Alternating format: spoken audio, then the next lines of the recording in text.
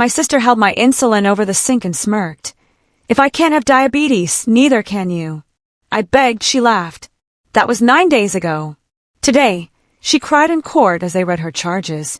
Jade is 5 years older than me, and she treated my type 1 diabetes like a personal insult from the day I was diagnosed.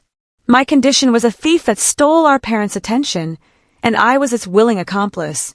She'd hide my glucose meter before meals, steal my juice boxes meant for hypoglycemic episodes, and whisper to our parents that I was faking symptoms for special treatment. When I was 10, she threw away my insulin before a family trip. I ended up in the ICU. Her punishment was a stern talking to and a weekend at our aunt's house. My parents always told me to be patient. She's just jealous of the medical attention, they'd say, never understanding that her jealousy was a slow-burning fuse. When Jade turned 18, she made her move. At dinner one night, she announced she'd been feeling dizzy and shaky between meals. She presented one of my old glucose meters, scrolling through its history and claiming the erratic readings were hers from when she borrowed it. Our mother, her face etched with immediate concern, booked an endocrinologist appointment the next day. The blood tests came back perfect. Jade insisted they'd missed reactive hypoglycemia. And just like that, she was off. She demanded the same meal schedule, the same accommodations. She timed her episodes to coincide with my real insulin peaks and troughs. She'd collapse in grocery stores, her hands trembling with a practiced shake, demanding juice while people panicked around her. She was a dedicated student of my illness. She copied the specific way my hands trembled during a low, the fog of confusion that clouded my eyes, even the subtle slur in my speech when my glucose dropped too fast. She staged a spectacular crash during my own birthday party, convulsing on the floor until someone shoved cake into her mouth. The paramedics found her blood sugar was normal. She just claimed their meter was broken. Our parents spent thousands on specialists who found nothing. Jade joined online diabetes support groups, spreading misinformation, and then concocted a theory that my insulin was somehow infecting her through proximity. She demanded a separate refrigerator. She'd wake our parents at 3 a.m., claiming a dangerous low, forcing them to make her food while I handle my very real overnight blood sugar issues alone. The house of cards finally collapsed at Thanksgiving. Jade was in the middle of one of her performances when our cousin, visiting from out of state, mentioned seeing her secretly eat a huge bag of candy in her room an hour earlier. Jade froze mid-shake. Our aunt, a nurse, grabbed a glucose meter and tested her on the spot. 95. Perfectly normal. The shaking stopped instantly. You could have heard a pin drop in the sudden silence. She tried to claim the candy was for an earlier low, but our aunt, her expression grim, tested her again 10 minutes later. Still 95. No diabetic's blood sugar stays that stable after a candy binge. That night, my parents went through her room and found her diary. It was all there, meticulously documented. She'd been faking for over a year, researching every symptom, every nuance, to perfect her cruel charade. They told her she had 30 days to find somewhere else to live. She screamed that they were choosing their defective child over their healthy one. For the first time, they didn't cave, but Jade wasn't done. The next morning, I woke up to the insistent, empty beep of my insulin pump. That was impossible. I just changed it. A cold dread settled in my stomach. I rushed to the kitchen fridge. My backup insulin pens were gone. The emergency glucagon kit was missing. I checked my hidden stash in my bedroom. Empty. I found Jade in the kitchen. She stood by the sink, a triumphant, hateful smile on her face as she held my entire supply of life-saving medication over the drain. If I can't have diabetes, she repeated, then neither can you. She'd already flushed half of it. Thousands of dollars of insulin, gone in seconds. The remaining vials she held poised over the grinding mouth of the garbage disposal. I had maybe 6 hours before my blood sugar would skyrocket into the danger zone. The pharmacy was closed for the holiday weekend. The nearest hospital was 2 hours away. My parents had gone Black Friday shopping and weren't answering their phones. Without insulin, my body would turn on itself. Diabetic ketoacidosis. My blood would become acidic as my body started breaking down fat for energy, a process that would poison me from the inside out. Here's what's going to happen, Jade said, her finger hovering over the disposal switch. You're going to tell Mom and Dad that you coached me to fake this whole time. That you taught me how because you were lonely and wanted someone to share the attention with. You'll admit you helped me fake all those episodes. She tilted the vials. Or I destroy the rest of this, and you get to experience what a real diabetic emergency feels like. I could already feel it starting. The unquenchable thirst. The dry, metallic taste in my mouth. The slight nausea that would soon become violent, unrelenting vomiting. She saw the understanding dawn on my face. Choose quickly, she said. Your blood sugar's already climbing. How high can it go before your organs start shutting down? Jade, please, I begged, my voice thin. Wrong answer.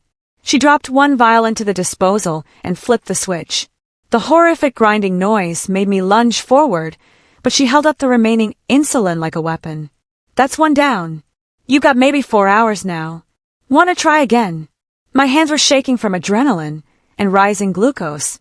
I backed away, my mind racing. The landline was in the living room. My cell phone was upstairs. Even if I could call, an ambulance would take 30 minutes. Jade would destroy everything before they arrived. I can see you calculating, she said, moving to block the doorway. There's no way out. Just tell them what I want, and I'll give you back your insulin. I glanced at the kitchen window. It was small, but maybe. She followed my gaze and snatched a kitchen knife from the block. Don't, she said, her voice low. I won't stab you, but I will use this to puncture every single vial if you try. The nausea was getting stronger. My body was already beginning its self-destructive process. You know what's funny, she continued conversationally. I learned so much from watching you. I know exactly what's happening right now. Your cells are starving. Your liver is dumping more sugar, making it worse. She was right.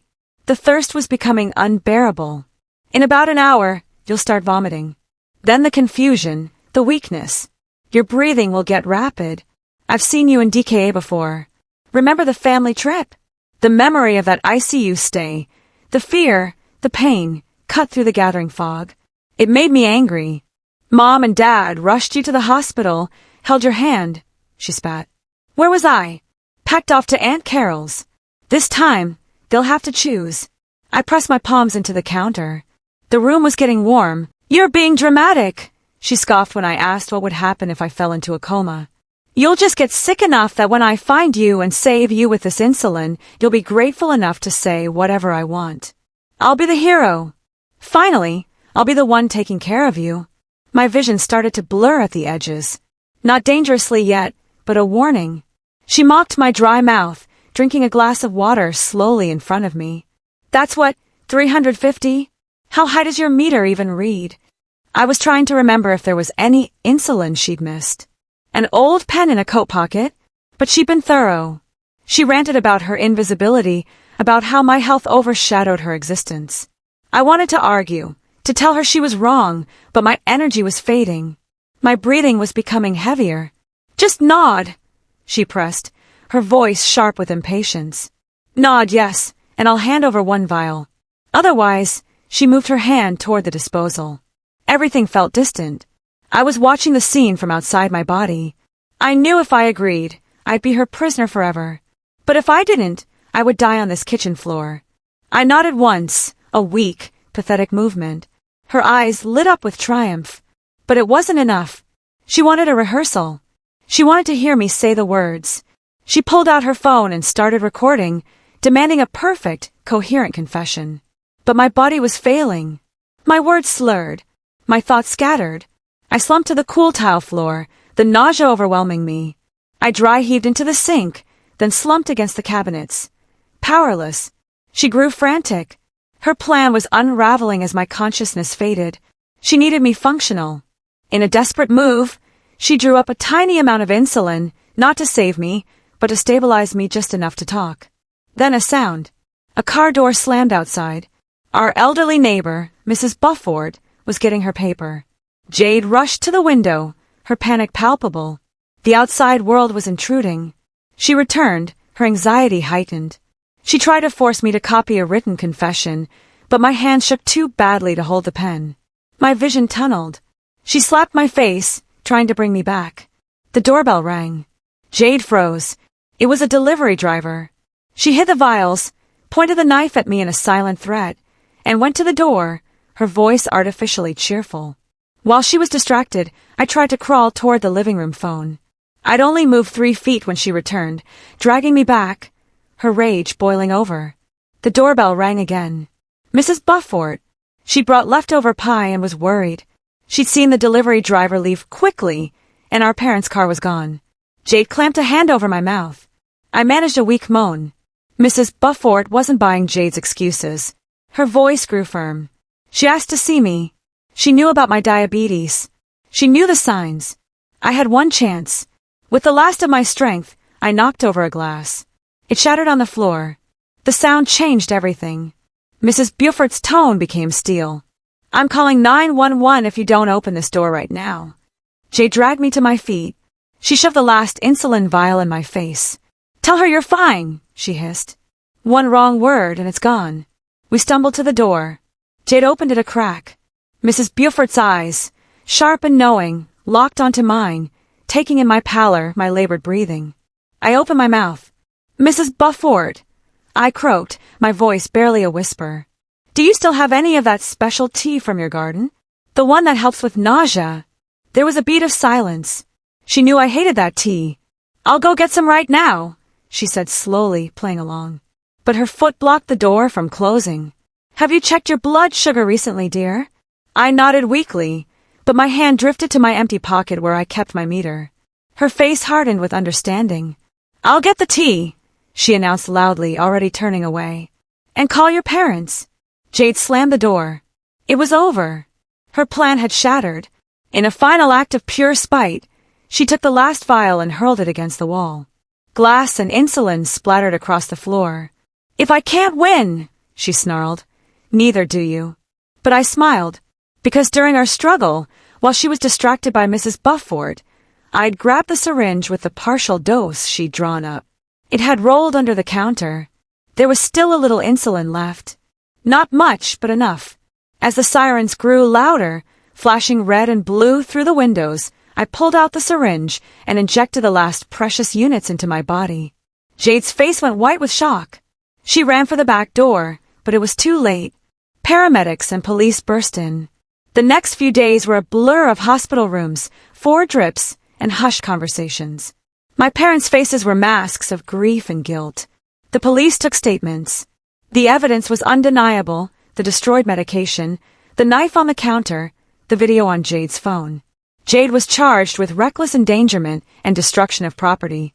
I pressed charges. Coming home was hard. The kitchen was clean, but the memories weren't. Dad bought a lockbox for my insulin. Mom became hypervigilant. We ate in the living room to avoid the kitchen table. The ghost of what happened lingered in every room. Healing has been slow. I check my insulin supply more than I need to. I startle at sudden noises. But we're learning. We're building new routines around the scars. This morning, I sat at the kitchen table, the same spot where it all began, and took my morning insulin without flinching. It was a small act, but it felt like a victory. My mom smiled at me from across the table, and for the first time in a long time, I saw a flicker of hope in her eyes. Life is different now. It's marked by a new caution, a hard-won understanding of how deep jealousy can cut. But it continues. And for now, that's enough.